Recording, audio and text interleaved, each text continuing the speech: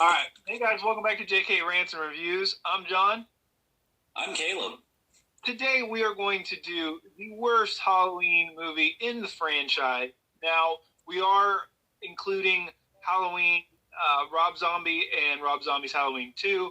We are also including the theatrical and the producer's cut of Halloween 6 because they are two vastly different movies.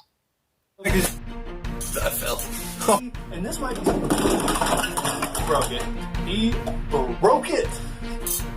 That's my perm. Let's get biggest thing, cuz? No. You're gonna break the table. And here we go.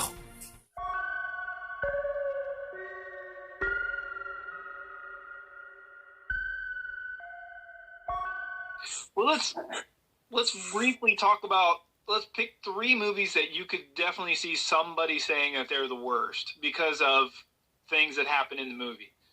I think. Go ahead. I think these three are going to be, well, there's like 4 or 5 that would fit this bill, but I think 3 of them will consistently be talked about, and I think that would be 5, Resurrection, and 1 or both of the reboots. 100%. I agree. That's exactly what I was thinking. And you know what? To be honest with you, if you pick one of these 3, I can completely get behind you. But if you say, like, Halloween 18 is the worst, I'm going to fight you all day. If you see Halloween 2, 1981 is the worst, I'm going to fight you all day. But if you say Halloween 5, which is a horrible, I mean, it's got some serious plot holes. And it's got the Men in Black shows up because they needed something in the movie, has no story whatsoever. They're just like, we'll figure it out. You know, if you talk about Resurrection, which was very gimmicky, and you know, Laurie dies and unceremoniously, I get it. Rob Zombie 2 is very different from pretty much anything we've seen. I get it. But everything else, like, it just doesn't deserve that final spot. I could kind of see somebody's argument for H2O because of the mask debacle, and, you know, a lot of people don't really care for Chris Duran, but yeah, those are the 3. I agree with you that I think if it's going to be one of those, I think most people would say those are the 3. I also want to put in this little note that John and I are both super fans of the Halloween franchise. Personally, I love even the bad films. I won't fall and defend a bad Halloween movie, but I still enjoy watching it. I will watch it any time of the year. I don't care. I love them all. But I can also see which ones aren't as good and aren't necessarily my personal favorite. Yeah, I think for me, there's a couple that I can find good things in the movie that I enjoy, and that there's like, oh, I like that. I would have gone further with this, or you know, there's. So I mean, I enjoy watching most of them. I love most of them. I enjoy some of the parts of the other ones that I don't like so much.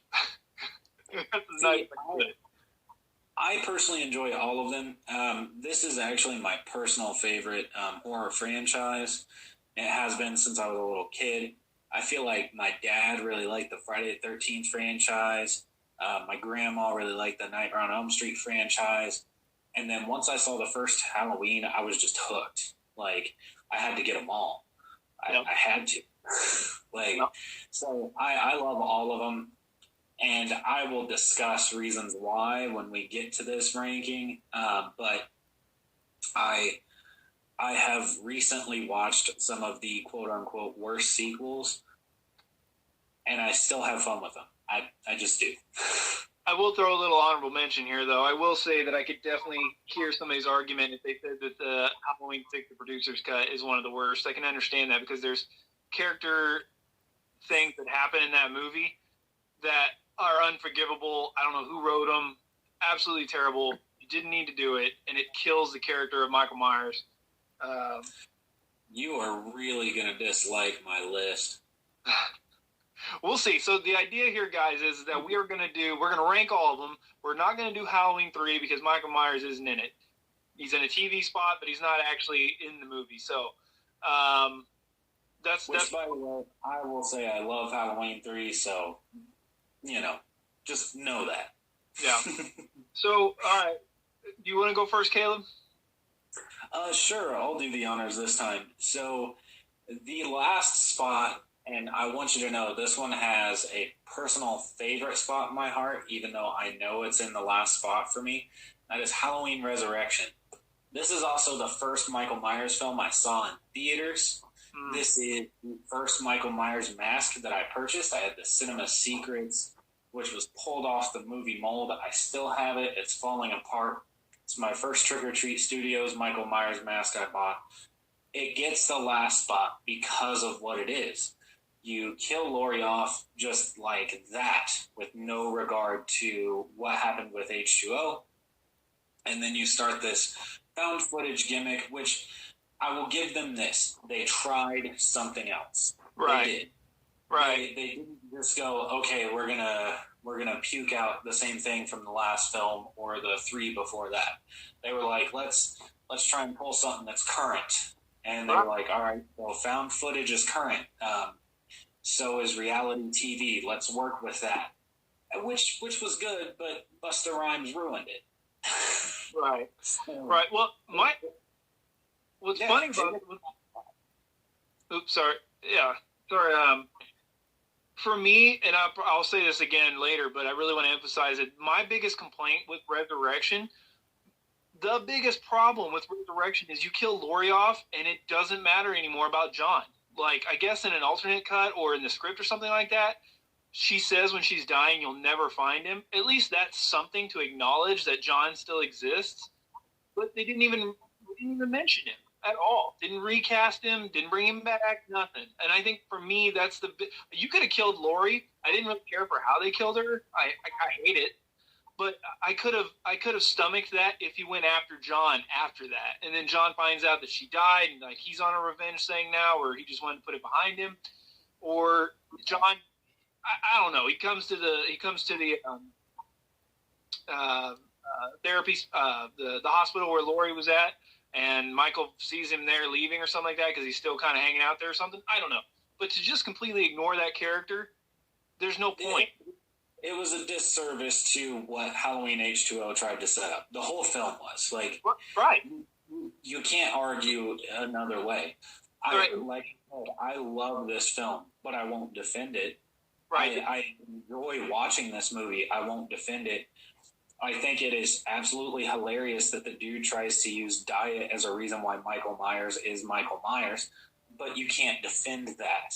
Like, yeah, I hated that in the end of H2O. Like he crushed the throat of the dude, the paramedic, and he can't take the mask off. Like, obviously, you have a mask on and you're hurt, but you're good enough to where you can open up a bag. My first thing would be to take that mask off. If I was in a body bag, it'd be the first thing I would do is take that mask off.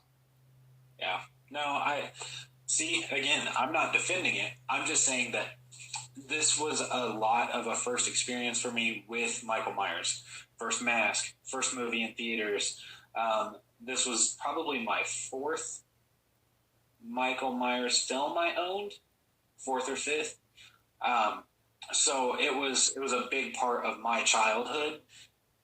Again, not defending it. It's in the last slot, but I enjoy it. I don't care. Yeah, I think I could definitely get on that though, and my worst could definitely switch to that one, no question. Especially the more we talk about it, the more it irritates me. Just horrible storytelling. See, but the mask is cool. Yeah, oh yeah, I love the mask. Yeah, I mean, it's not bad at all. I mean, you could have adjusted it, but at the end of the day, I mean, for just grabbing another mask that looks like Michael Myers, if we're trying to put it in real world terms, it's not bad. It looks like something you would get off a store shelf at a Halloween store. Right. But yeah, I can definitely get behind that.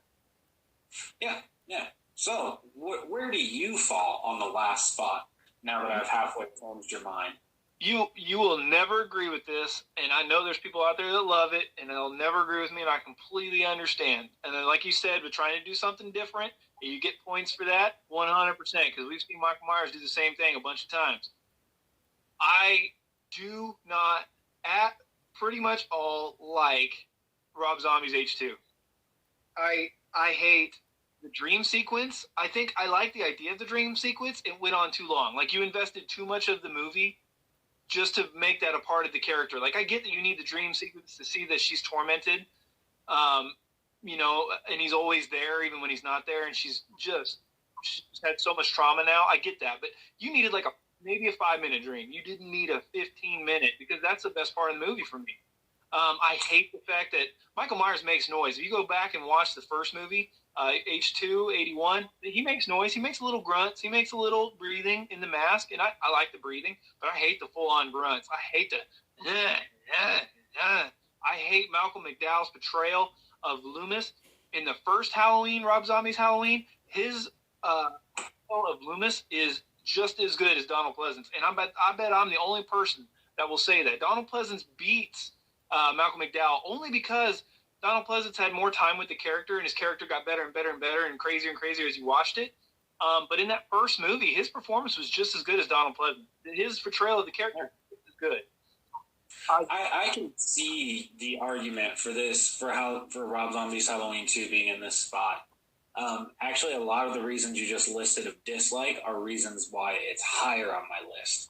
And like the change of greed consuming Dr. Loomis is fun for me because it's taking the character in a different direction. That dream sequence is the perfect sequence. Now, there should also be a note that there is a huge difference in the characterization of Laurie from the theatrical cut to the director's cut that we've all been forced to watch most of the time since its theatrical release. And there is a painful difference there, and I can understand if you haven't seen the theatrical version in a while, why you would shut that movie down so far. In fact, I did until about, was it last year? I think I picked up the theatrical cuts and I watched them immediately, and I was like, wow, that totally changed how I felt about the movie. Yeah, I don't know, man. Scott Taylor Compton, isn't that her name? Yeah. Scout Taylor Compton. Yeah, she does an okay Laurie in the first movie, you know, playing a good teenager, decent actress, you know. Something about the second one, like I just can't stand her. I don't really care. I cared more about Danielle Harris's character. I hate that it makes Michael Myers more of a Jason, like kill for mommy and get the family, and like I don't like the ending. I hate it when he says die. I know that's in the director's cut. It's just it's overall garbage. It's weird because I love the look of Hobo, is what they call it, Hobo Meyer. I love the look, like super scary. Like if you saw that up against like most of the other ones, it's the scariest version. Like it just is scary. But it's not the Michael Myers I want to see, and so I try not to bash it too hard for that. But it's just the dream sequences and the connection and the family ties. I hate the family ties. Like this is the movie where I think if he would have gone away from family ties and done his own thing, it would have freed him more. I think that this movie, instead of 2018, they should have done that. Or I'm sorry, Rob Zombie's original movie. Well, see, I'm kind of with you there. I can see that argument, but also with the Rob Zombie's first Halloween, how much like Myers is pushing to find his baby sister, and even like he kidnaps her and tries to show her that that's who she is, right? Before he goes all rage kill. But if you're going back to the beginning and you're going to redo it, the original intent of the character is a babysitter killer. Like he stalks, he kills. Like he's a shark. Like that's what he does. He's a force of evil. He's fate. He's not somebody's family member or anything else like that. So if you're going back to remake the movie, why not go back and shatter that and do it like it was supposed to be, instead of, I mean, I feel bad for him because I know it's not the movie he wanted to make. You could see that he put a lot more work into the first half of the movie than he did the second half, which was more of just a repeat. But it just, sorry, we're getting on a tangent. I just think Halloween 2 would have been better had he had his own first Halloween movie. I think had the chain's been taken off of him, I think that H2's not it's all his fault, and then not necessarily his fault. It's weird. I think one of the worst things that I've read about how Rob Zombie came about for his Halloween 2 is the film company was like, we're going to do Halloween 2, and he's like, no, you're not. He's dead. We killed him. He was shot in the head. Yeah. And they were like, well, either we're going to bring you back to do it or we're going to bring somebody else back to do it. And he was like, okay, then. And so that's what made him get on board, is these were the characters he already created. And Rob Zombie's very good about writing characters that you hate. Yeah. Or characters that you should hate, but you're chanting for their survival. Devil's Rejects. You should hate the character, but you're pushing for him. So it's they also gave you brain on it. Yeah. But like I said, we could go on and on this one.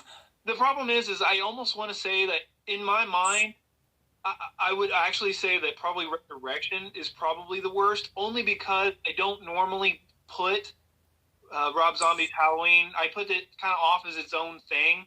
But if we talk about Halloween and all the franchise and everything with it, I throw it in there. It's my least favorite. If we talk about like to what I consider the franchise, which is, Halloween 1 through Resurrection, and then 18, I consider 18 part of that.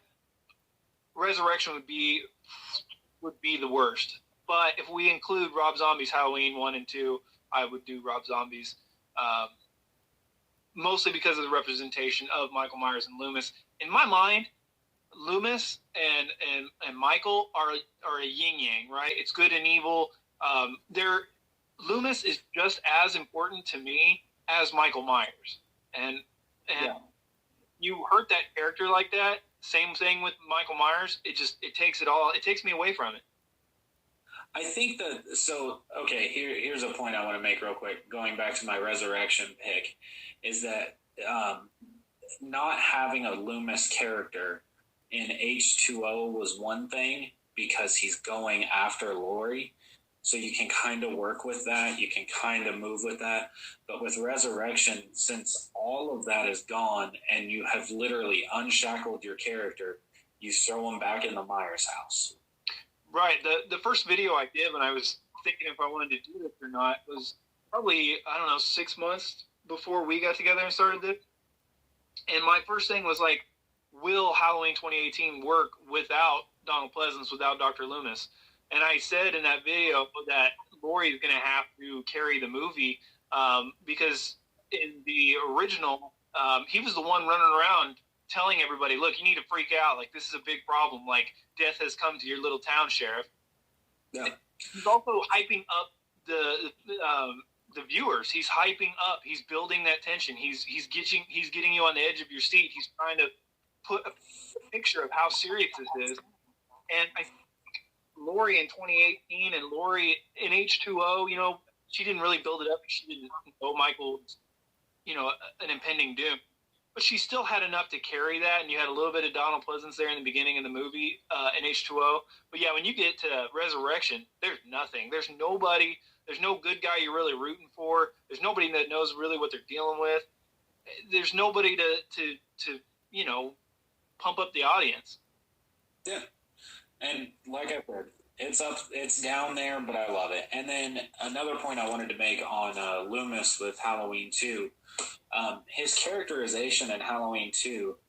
Halloween 5, Loomis is losing his mind and using Jamie as bait, and he's like gone full on baddie with threatening the police. And he's like this whole new level of angry crazy, right? Yeah. So with Halloween 2, a new level of crazy that we haven't done with Loomis is consumed by greed and the power of his ability to write a book and sell copies and do interviews. And I do think it was a nice touch, the talk show, having him on there and calling him out on that, because that kind of power does consume people, literally.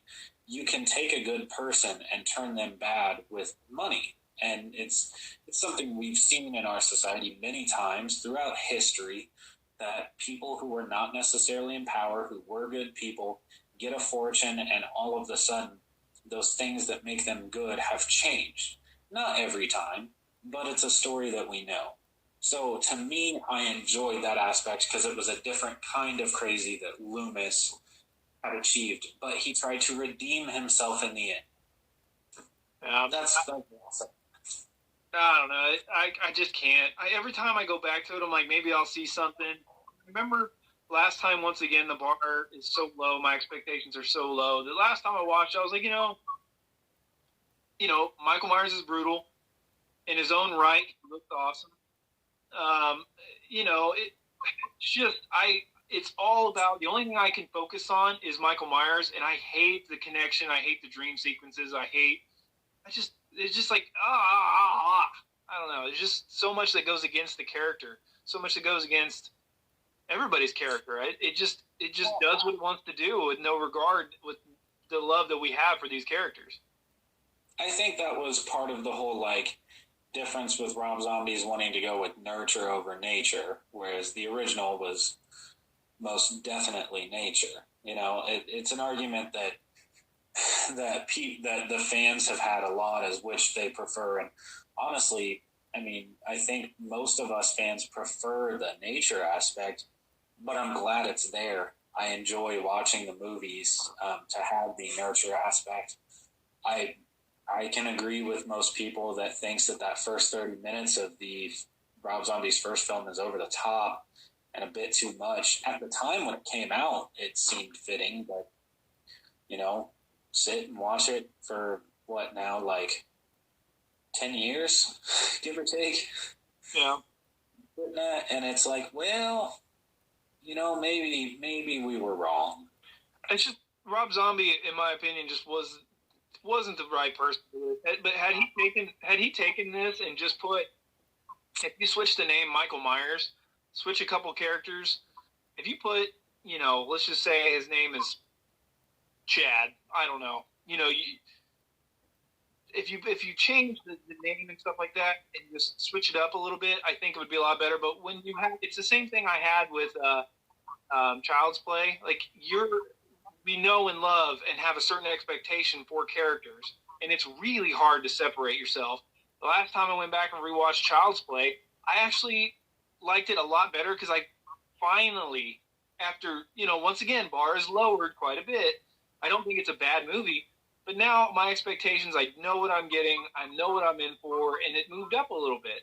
Not a lot. It just takes a while for me to get on board with what you're trying to tell me when you're dealing with established characters. And if you can't, I'm a big believer, if you cannot do it better than the original, then don't do it. Well, that I disagree with, because there have been a lot of reboots that I would say do not stand up to the original, but are still really, really good. Well, better as in it's hard to say from a point of view because a point of view, somebody would say Rob Zombie's Halloween is probably better than the original Halloween. I don't know who, but I'm sure there's somebody who would. Oh yeah, there's definitely somebody who will. And you know what? If they have that perspective, that's awesome. Actually, I hope they comment because I would like to talk to them. I would like to hear that. Talk to me about why. What perspective are you seeing that is the case? Maybe we can, instead of throwing anger and shade at each other, actually talk about what makes a movie more enjoyable. Yeah, we've been getting a lot of good comments on the Michael Myers versus Jason videos, so definitely check those out and comment on those. I think my last thought would be, what I'm trying to say here too is that if you're going to do a remake like the Texas Chainsaw Massacre. Similar ideas, but you switch up the flavor, you switch up, the family, you switch up the name. You make enough adjustments to where you make it your own and you're completely different for the most part. But if you do a beat for beat, for the most part, Rob Zombie's Halloween, other than the nature versus nurture thing, you're probably gonna lose because especially if you're going up against a franchise that has a lot of love, especially for that original film, I just think you got to do something different. It's just like The Exorcist that's coming out next year. You cannot go back and do Reagan and do the same beat for beat, rich mom in the house. You gotta a little bit. Speaking of remakes and beat for beat, I think that the prime example of a beat for beat bad remake would be A Nightmare on Elm Street. And literally was copy paste. There was There were subtle differences. The final act was a little different, but that it just was the same movie, but not in a good way. And then, like you said, Texas Chainsaw Massacre kept just enough the same and changed just enough to be ridiculously good. Like, Yep. it had no right being that good. And honestly, since that film, the Texas Chainsaw Massacre franchise has suffered to be able to make one as compelling as that, what was it, 2003 remake? 2003. Yeah. So, I mean, I see your point there. And I also think Halloween is such a loved franchise that before anybody even touched it, they were damned if they did, damned if they didn't do enough of the same. And I hope that, once this Halloween series is done, there's going to be a remake of some sort or a sequel to a different sequel. I just hope that they do enough to be different and keep enough to be the same and take notes from that '03 TCM film. Yeah, right. All right, guys, so this is our pick for our worst film in the Halloween franchise. Make sure and like, comment, subscribe, hit that notification bell so you get some more R&R. Definitely put down your thoughts down there. Let me see your worst. Save the entire ranking for as we go, and then on the last one, we're going to show our entire list, and then we're going to try to argue out a combined list. So as we go, let us know. We'll catch you later. I strangely don't have anything funny to say here. Huh. Well, you're not funny. That's what you said. That's what she said. Oh! Still not funny. Okay.